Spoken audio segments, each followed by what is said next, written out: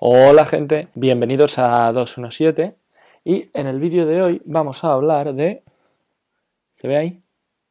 Vamos a hablar de Pancho Coimbre, un bateador puertorriqueño que jugó desde finales de los años 20 hasta mediados de los años 40 y que seguramente ha sido injustamente olvidado.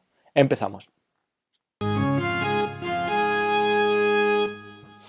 Y para hablar de Pancho Coimbre, tenemos aquí con nosotros a Raúl Ramos, del canal de YouTube de Béisbol Ahora, colaborador Con las bases llenas y sobre todo autor de una biografía sobre Pancho Coimbre que podéis comprar en Amazon, por ejemplo, y siempre está la gente preguntando por libros de béisbol en castellano, pues esta biografía de Pancho Coimbre que se llama Los bates grandes se respetan está disponible en Amazon. ¿Qué tal, Raúl?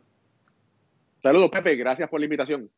Nada, pues estamos aquí para hablar de Pancho, que es quizá un jugador, ¿no? Comentábamos antes de empezar a grabar, que mientras que en los últimos años sí que ha habido un intento de recuperar a peloteros afroamericanos que jugaron en las ligas negras y que nunca llegaron a debutar en las mayores, y sí que ha habido un intento de hablar de ellos, quizá con los jugadores latinos es un poco una asignatura pendiente que tenemos, ¿verdad, Raúl? Mira, es correcto, y recuerda que primero que nada, las ligas negras es una liga de leyendas, y cuando digo de leyendas, sí, fueron muchos grandes jugadores, pero son esas leyendas poco conocidas. Y entonces existe un grupo reducido de jugadores que le dan toda esa publicidad. Está Satchel Paige, está George Gibson, y en los hispanos está Martín Dihigo. Y entonces el resto reciben menos exposición por esos otros jugadores que fueron grandísimos en su tiempo. Entonces tenemos el caso de Pancho Coimbre, que es un jugador que, por ejemplo, jugó con esta gente de la que has hablado. Pancho Coimbre jugó con Satchel Paige, jugó con Josh Gibson y además las cosas que se decían de él eran especialmente buenas. Correcto. Mira, primero hay que recordar que en el 2020 se celebran los 100 años de las ligas negras, que es algo que históricamente es muy importante. Y bueno, eh, posiblemente el tiempo dorado de las ligas negras fue en los años 40, antes de la integración de Jackie Robinson al béisbol de las grandes ligas. Y todos estos grandes jugadores jugaron en las ligas negras durante estos años. Satchel Paige, Josh Gibson, Martín Dihigo jugó después su último año en el 45, Buck Leonard, por decir un puñado de ellos. Y hubo otros grandes jugadores latinos como Juan Tetelo Vargas, el dominicano, Pancho Coimbre, el puertorriqueño, que fueron muy buenos, pero no reciben la atención de los historiadores norteamericanos porque se escribió muy poco sobre ellos. ¿Por qué? Porque ellos preferían darle más cobertura a los afroamericanos que a los mismos jugadores hispanos. Y bueno, por empezar con Pancho. Pancho nace cerca de Ponce, en Puerto Rico, en torno a 1900, tú sabrás, 1900 y poco, 1909. 1909. Él ya, ¿no? Desde muy joven es un atleta privilegiado, ¿no? Él creo que además de jugar béisbol se dedicaba también al atletismo. Y empieza, ¿no? Él juega en el instituto y empieza a jugar en competiciones no profesionales que había en Puerto Rico, ¿verdad? Bueno, mira, Pancho fue un gran atleta. Él cualificó para ir a los centroamericanos en Cuba en un momento dado, pero por jugar béisbol decidió no ir. Y en una entrevista a Juan Bené, el afamado periodista venezolano que puede votar por el Salón de la Fama, en los años 50, Pancho le dijo a él que el deporte que más le gustaba era el atletismo, pero en ese tiempo el atletismo no pagaba las cuentas. Ah. Y entonces por eso se decide a jugar béisbol. Y empezó a jugar en Puerto Rico. Los mejores jugadores en el Caribe recibían invitaciones para servir como refuerzo a ir a las diferentes partes del Caribe. Iban a Venezuela, iban a Dominicana, Cuba. Entonces él recibe su primera invitación para jugar en Dominicana en el 29 y ahí es que él incursiona internacionalmente para jugar en Dominicana en el 29. Y esto que decías, que el atletismo no pagaba las cuentas, el béisbol tampoco era sencillo vivir del béisbol en aquella época y a Pancho le tocó un Uh poco -huh. ir en esos primeros años, ¿no? Has comentado, fue a Dominicana primero y luego le tocó, ¿no? Yo creo que en estos primeros años estuvo mucho tiempo en Venezuela porque era también una competición donde se pagaba bastante bien. Bueno, en comparación sí, le pagaban más que en Puerto Rico, hay que reconocer eso, ¿verdad? Y entonces, pues, fue a Venezuela varias veces, fue a Dominicana. Un dato que es poco conocido fue que Pancho fue parte del equipo de los Dragones de Trujillo. Y entonces mucha gente lo desconocía porque Pancho no sale en las fotografías oficiales del equipo, que sale Satchel Paige, Paul Papabel, Josh Gibson, que son grandes jugadores de las ligas negras. Perucho Cepeda, el papá de Orlando Cepeda, también fue parte de este equipo. Y entonces, pues, Pancho fue parte de este equipo, de ese equipo al inicio de su carrera. Pero bueno, como te estaba diciendo, jugó en Venezuela. Hay un dato muy curioso que es resonante con lo que estamos pasando actualmente en los Estados Unidos. Pancho estaba jugando en Venezuela, tiene que ir a Puerto Rico porque su esposa estaba enferma y cuando regresan no le permiten la entrada. ¿Y cómo tú puedes decir, y cómo es eso? Porque había una ordenanza, una ley, donde no se le permitía la entrada a los negros, pero no la ejercían. Entonces, Pancho, al ser buen jugador, ¿verdad? No le quisieron darle entrada para darle la ventaja al otro equipo contra quien se quería enfrentar. Y entonces, pues no le permitieron entrada del regreso a Venezuela y entonces no pudo regresar ese año. ¿Y qué tipo de jugador era Pancho, Raúl? Porque hay una serie de estadísticas que son casi, ¿no? Que suenan a magia, ¿no? Cuando las ve uno en las tablas ahora. Mira, Pancho era un bateador derecho, lanzaba derecho. Al principio de su carrera se destacó porque fue un magnífico lanzador y también era muy buen bateador. Y si a los estudiosos del béisbol, en esos tiempos, posiblemente los buenos lanzadores también eran buenos bateadores, jugaban ¿cómo es? Las diferentes. Lanzaban posiblemente el primero o el segundo juego y en el primero o el segundo juego se intercambiaban y jugaban otra posición. Pancho jugaba segunda base y también jugaba el right field, que está en la misma localidad, ¿verdad? Pero bueno, entonces, en Venezuela él tuvo una temporada, un récord de 4 ganados y 0 perdidos. Después, en un momento dado, él se lesiona el brazo y tiene que dejar de lanzar. Y entonces se concentra jugando segunda base y después, como profesional en Puerto Rico y en las ligas negras, jugó los jardines. ¿Y es verdad que no se ponchaba? Mira, él tenía una vista prodigiosa. Él decía que él tenía una vista de águila.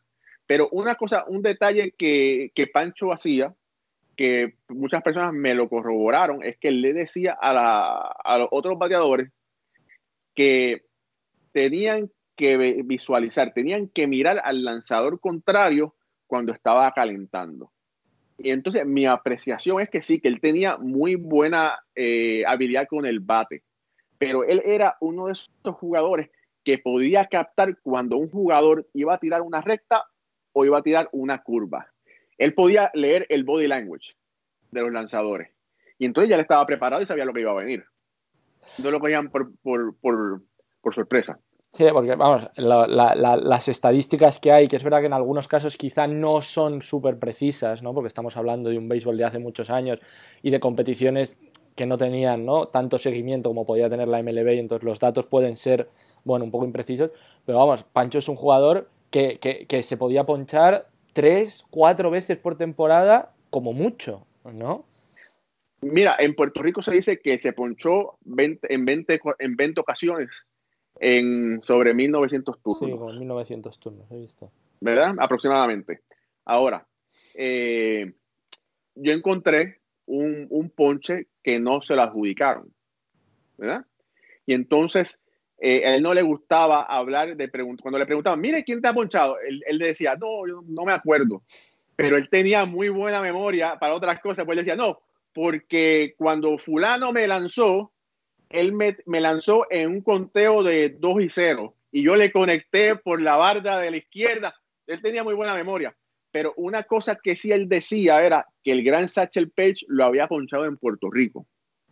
Bueno. Pero él decía, sí, Satchel Paige me ponchó en Puerto Rico, pero en mi próximo turno al bate yo le tumbé 2 planchas de zinc del estadio. No sé allá en España, pero en Puerto Rico el zinc, que son unas planchas como de aluminio, las utilizan para los ranchones, para el techo de propiedades, de casas. Y entonces antiguamente se utilizaban para poner cercas, verjas. Y entonces, en realidad, después que Satchel Paige lo poncha, en el próximo turno el bate, Pancho le metió un cuadrangular, como de venganza. Y bueno, Satchel Paige dijo que posiblemente Pancho Coimbre era el bateador más difícil que él se enfrentó en su carrera como lanzador. Que no era ni Ted Williams, ni era Josh Gibson, que era Pancho Coimbre. Que era Pancho, ¿no? Un jugador de estos que debía poner absolutamente la bola en juego siempre, debía ser, ¿no? Una pesadilla tanto para los pitchers como para la defensa, ¿no? Que les hacía estar en tensión constante. Y Mira, bueno, Pepe, te voy a decir una cosa. Para que tú puedas comprender qué tan buen balance tenía él y poder con el bate, poder de hacer con lo que él quisiera con el bate, te voy a hacer esta anécdota rápidamente. Él va a un juego, le pide a un juego como visitante y le pide 2 pelotas al club del equipo para firmarlas y regalarlas a unos fanáticos. Y el club dijo que no podía por orden del dueño del equipo. Y le dijo, está bien, no te preocupes, pero cuando yo vaya a batear, tú me vas a mirar. Acuérdate que me vas a mirar. Y digo, está bien, yo te voy a mirar. Y bueno, Pancho va a batear y entonces se para en el home plate y le dice, cuéntala. En ese tiempo, cuando había un foul, la gente se iba corriendo del parque con la pelota porque se las quitaban algunas veces, ¿verdad? sí, había que devolverlas, ¿no? ¿Verdad? Hay que devolverlas. Pues Pancho empieza a batear pelotas de foul para la gente. Y entonces batió 5 pelotas de foul para las gradas. Entonces le dijo al hombre, la próxima vez que yo te pido una pelota y tú no me la das, te voy a batear 10 para las gradas. Bueno, Pancho, digamos, después de este tiempo el que él está, ¿no? Hemos dicho en Dominicana, está también mucho tiempo en Venezuela, y en el año 37-38 vuelve a jugar, bueno, no vuelve, había estado yendo y viniendo, pero digamos que ya se asienta un poco más, ¿no? En Puerto Rico porque empieza a haber una competición más organizada allí, si no me equivoco. Es correcto. En el 1938-1939 se funda la Liga de Béisbol Semiprofesional o Profesional de Puerto Rico. La razón que dice semiprofesional es porque la liga se asoció a la Liga Semiprofesional de Estados Unidos. Por eso fue que se cambió de profesional a semiprofesional. Pero bueno, eran los mejores jugadores de los Estados Unidos y del Caribe, estaban yendo a Puerto Rico a jugar. Un Vidal venezolano, Satchel Paige, Joshua Gibson, todo el mejor talento estuvo yendo a Puerto Rico durante ese tiempo. Y entonces Pancho comienza a jugar en este torneo. La primera temporada batió, me parece que fue un 291, después un 297, pero después despuntó y empezó a batear sobre 300 y a ser la leyenda de quien Pancho Coimbre fue. Y en 1940 da el salto a Estados Unidos. Creo que en un primer momento juega con un equipo que se llamaba los Puerto Rican Stars. Correcto. Bueno, recuerda que, bueno, los Puerto Rico Stars era un equipo semiprofesional que jugaba en la ciudad de Nueva York, en la Liga del Parque Central, y en esos tiempos habían equipos que decían el brainstorming, que jugaban como, yo tengo un equipito y vamos a jugar contra el equipo del pueblo aquel, y jugaban.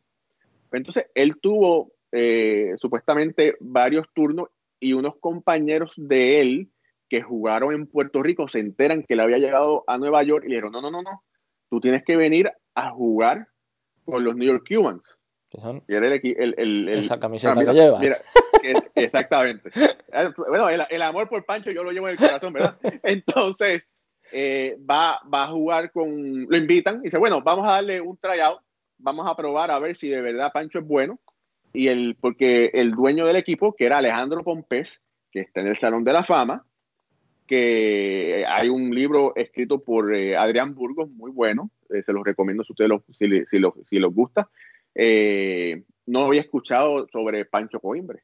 Dice, bueno, vamos a darle un tryout y a ver si es bueno, pues entonces pues que se quede en el equipo. Y en ese primer doble juego batió 2 hits en el primer juego, 2 o 3 hits en el primer juego y similar al segundo juego, y dijeron, no, está bien, te vas a quedar en el equipo. Y jugó, bueno, Pancho jugó 4 años con los New York Cubans en las ligas negras. Y mira un dato interesante. Durante esos 4 años, Pancho batió para un promedio global de 332, 333 de promedio. Y cuando tú miras los jugadores que batearon por encima de él, son dos. Está un señor que se llama Josh Gibson, que está en el Salón de la Fama, y está un señor que se llama William Brown, que también está en el Salón de la Fama. Y Pancho Coimbre es el tercero. Que Pancho a lo mejor, digamos, lo que le falló cuando él dio este salto, ¿no?, a Estados Unidos y a las ligas negras es que quizás era ya un poco mayor, ¿no? Ya tenía en torno a 30 años, 31 años y quizás su pico, ¿no?, de rendimiento ya lo había pasado y eso no le permitió, ¿no?, enseñar todo lo que él había sido, ¿no?, como bateador. Mira, él jugó 4 temporadas, jugó en el 40, jugó en el 41. En el 42 no fue a jugar en las ligas negras porque fue durante la Segunda Guerra Mundial. Y entonces no viajó a Estados Unidos, jugó en el 43 y jugó después en el 44. En el 45, Jorge Pasquel, que era el magnate mexicano de la Liga de México, lo invitó a jugar en México y le ofreció $5,000, que para ese tiempo era un dineral. Y entonces él decide ir a jugar a México porque estos peloteros de ese tiempo tenían que mantener a sus Había que familias, pagar la factura, sí, sí. ¿verdad? Había que pagar la factura.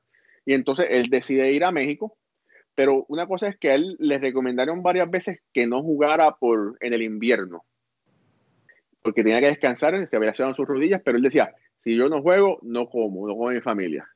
Y por eso, posiblemente, por no descansar cuando le dijeron, su carrera se acortó.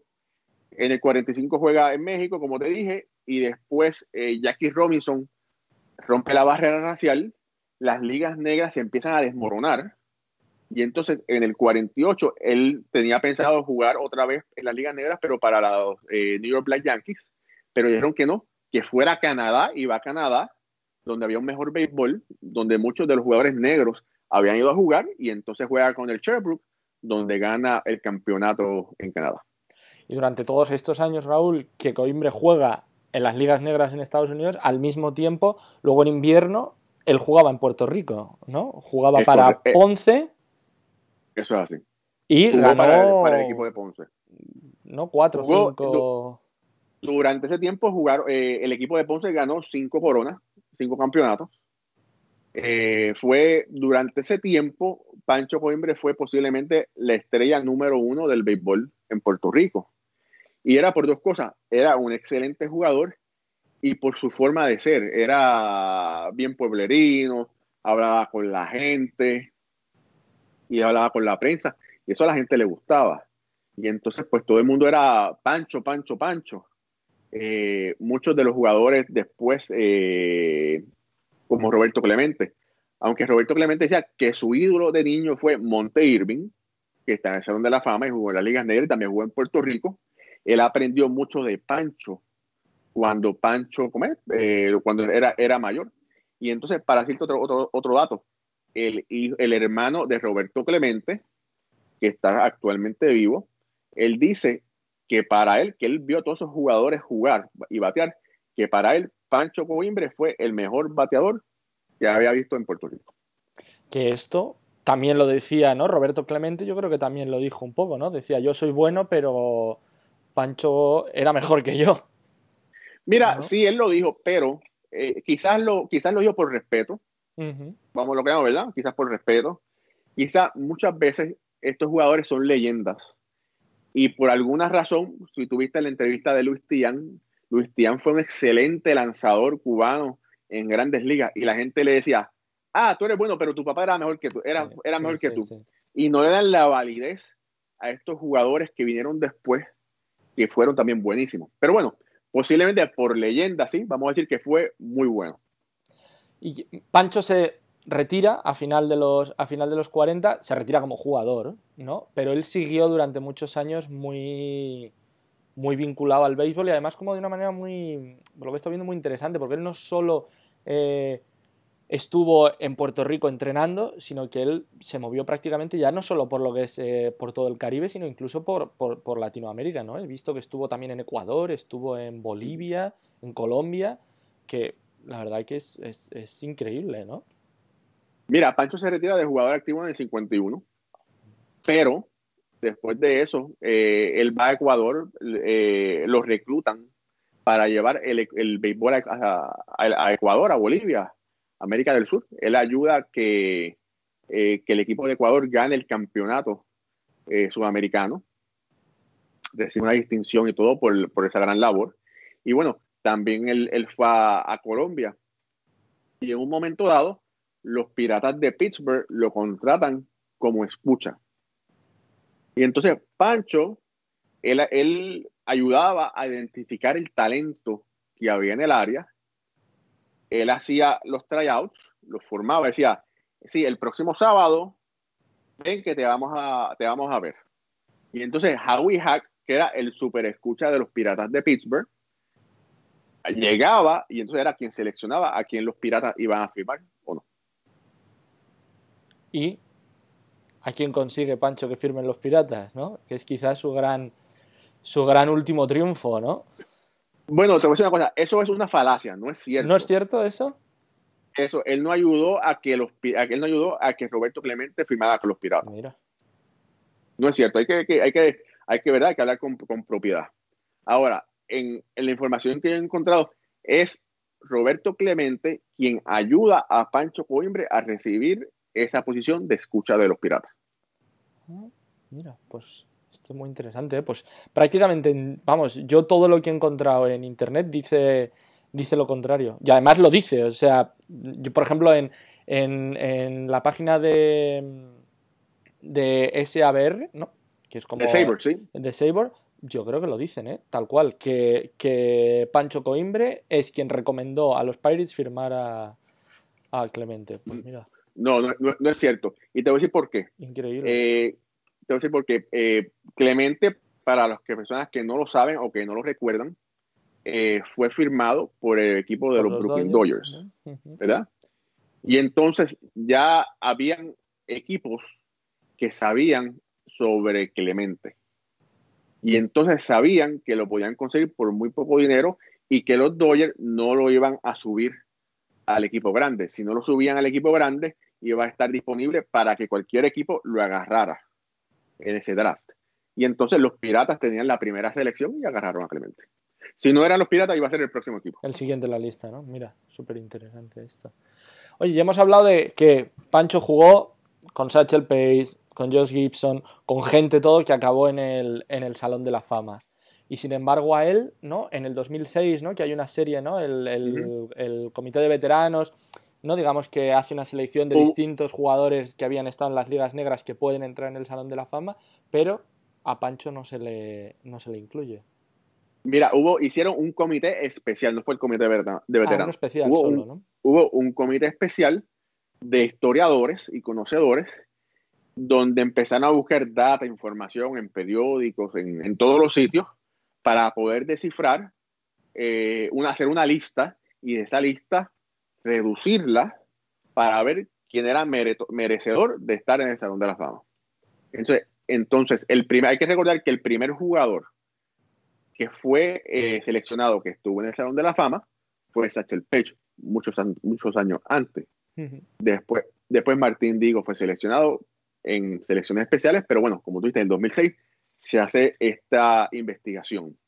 Y entonces yo estuve preguntando que por qué Pancho no fue seleccionado. Y entonces uno de los criterios que ellos tenían era que tenían que encontrar al menos 7 temporadas de béisbol de las ligas negras. Y Pancho jugó 4. Ya por eso, ya Pancho está eliminado. Quedaba fuera.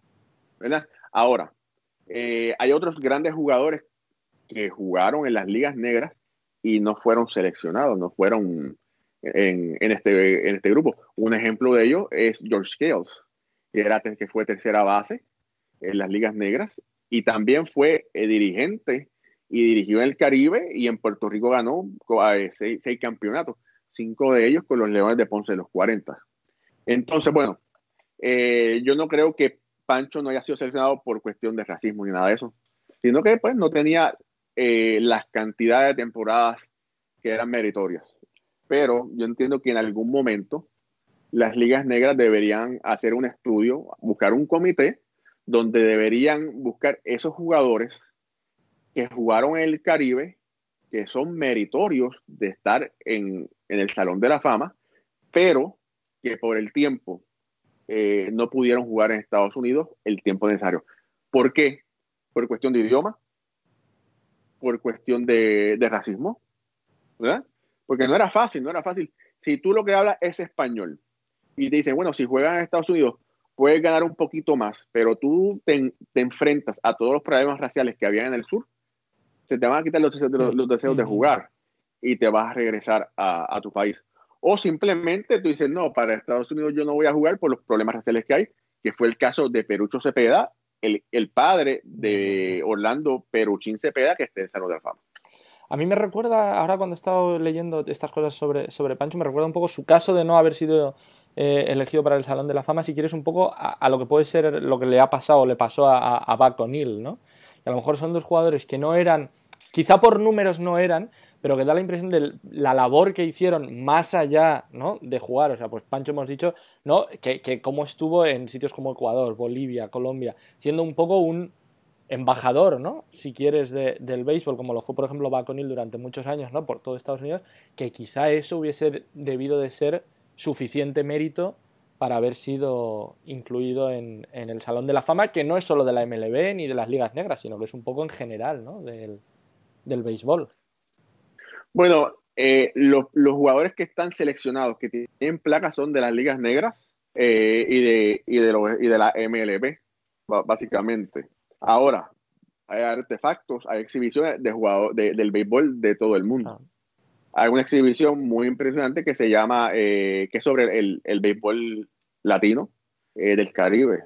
Y es, a los que puedan ir a Cooperstown alguna vez en su vida, se los recomiendo porque es como para un católico ir al Vaticano o para, o para un musulmán ir a la Ir a Meca. la Meca, ¿no? Sí, sí, sí, sí. Fácilmente. Mira, y el caso de Buck O'Neil es un caso triste, porque Buck O'Neil tenía el mérito, tenía los números durante su carrera y después de su carrera. Y es uno de esos casos que son difíciles de entender, porque él creo que fue que le faltó un voto para Fueron muy poder haber sido pocos votos, seleccionado sí, sí, sí, se quedó corto por muy poco. por un solo voto. Y es triste porque él lo podía haber recibido ese honor en vida. Y no en un futuro, que yo pienso que en un futuro él debe ser exaltado, pero ya no es lo mismo porque ya está muerto. Oye, estamos hablando de museos. Si mal no he oído, creo que en Ponce hay un museo también dedicado a Pancho, ¿no?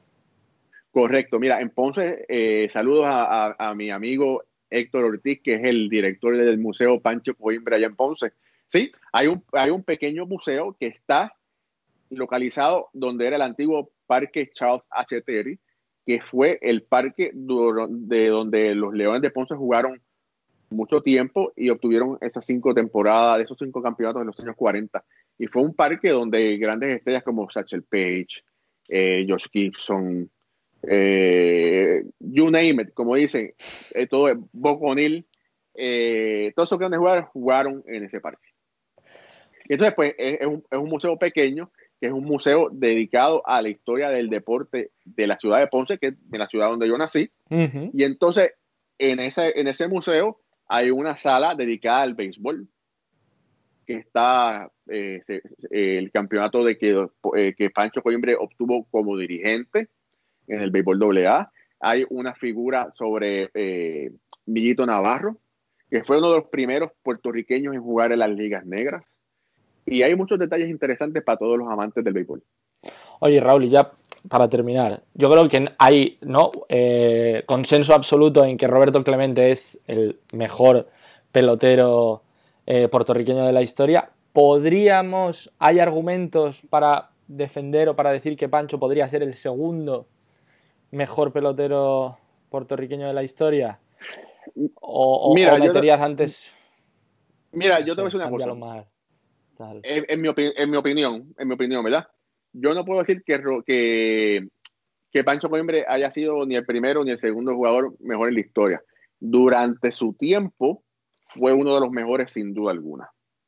Ahora, quizás por sentimentalismo, dicen que Roberto Clemente es el mejor, algunos conocedores dicen que Roberto Clemente es el mejor jugador puertorriqueño que ha habido en la Grandes Ligas o en el béisbol, porque batió 3,000 hits. Pero yo te voy a decir algo y te quiero hacer pensar. ¿Qué es más difícil? ¿Batear 3.000 hits como jardinero derecho o batear 2.844 hits como receptor. Vale, ya sé por dónde vas entonces. Entonces yo creo, ¿verdad? Y es muy difícil comparar jugadores Sí, sí, fuera de sí. posición, porque es muy difícil, ¿verdad? Pero yo entiendo que Iván Rodríguez, Es la como verdad. jugador, fue mejor pelotero que Roberto Clemente. Ahora, todos sabemos que Roberto Clemente no fue que dio su vida, falleció haciendo una labor humanitaria, porque nadie quiere dar su vida, sacrificarse, ¿verdad? Por algo así, ¿verdad? Pero bueno, sí se conoce, ¿verdad? Que cuando hubo el terremoto en Nicaragua, él se preocupó. Durante el Mundial de Nicaragua, que él estuvo ahí dirigiendo el equipo de Puerto Rico, él iba y regalaba dinero y regalaba cosas al pueblo de Nicaragua.